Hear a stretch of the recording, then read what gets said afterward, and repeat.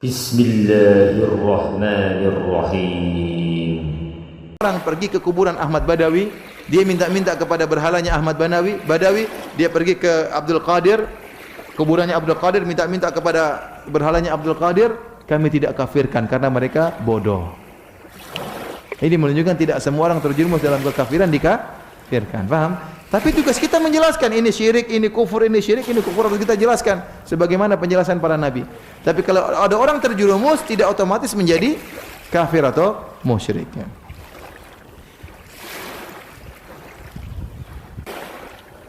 Jadi inilah yang kedustaan yang disebar-sebar, namanya orang-orang salafi suka mengkafir-kafirkan. Saya bilang coba siapa di antara ustaz-ustaz yang suka mengkafir-kafirkan? Tapi kalau menjelaskan ini kekufuran, ini syirik, itu tugas kita. Tapi kita enggak pernah kafir-kafirkan orang. Antum pernah dengar ada ustaz suka kafir-kafirkan orang? Sekarang mereka bilang itu orang-orang Wahabi suka mengkafir-kafirkan orang. Kita dikafirkan sama mereka. Justru saya baca sekarang kita yang dikafir-kafirkan sama mereka. Iya. Itu katanya Mujassimah, itu kufur. Malah kita dikafir-kafirkan sebagian mereka.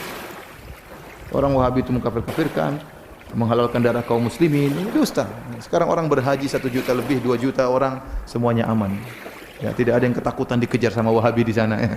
Enggak ada. Kalau tenang, apa tenang, enggak ada, malah enggak ada yang ganggu. Jadi dusta. Jadi orang ingin menghalangi manusia dari dakwah sunnah, maka mereka bikin kedustaan. Malah kita kafir-kafirkan orang.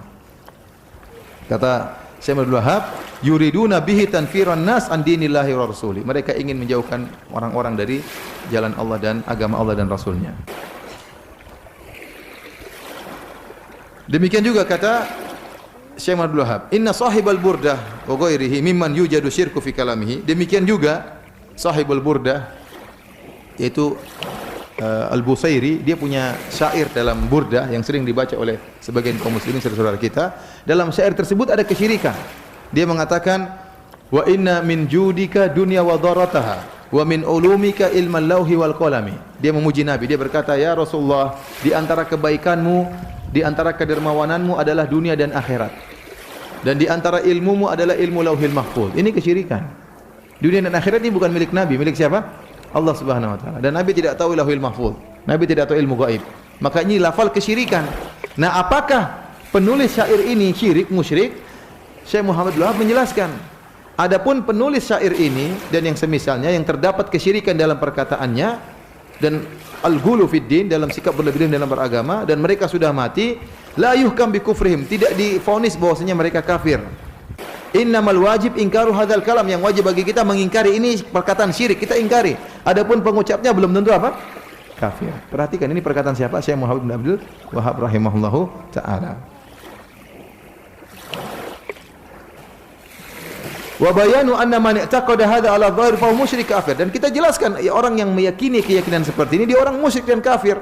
Wa amal qail, adapun pengucapnya fayuraddu amru ila Allah, kita serahkan kepada Allah Subhanahu wa taala. Ya. Jadi tugas kita menjelaskan ini syirik, ini kekufuran, adapun orang melakukannya belum tentu musyrik, belum tentu kafir.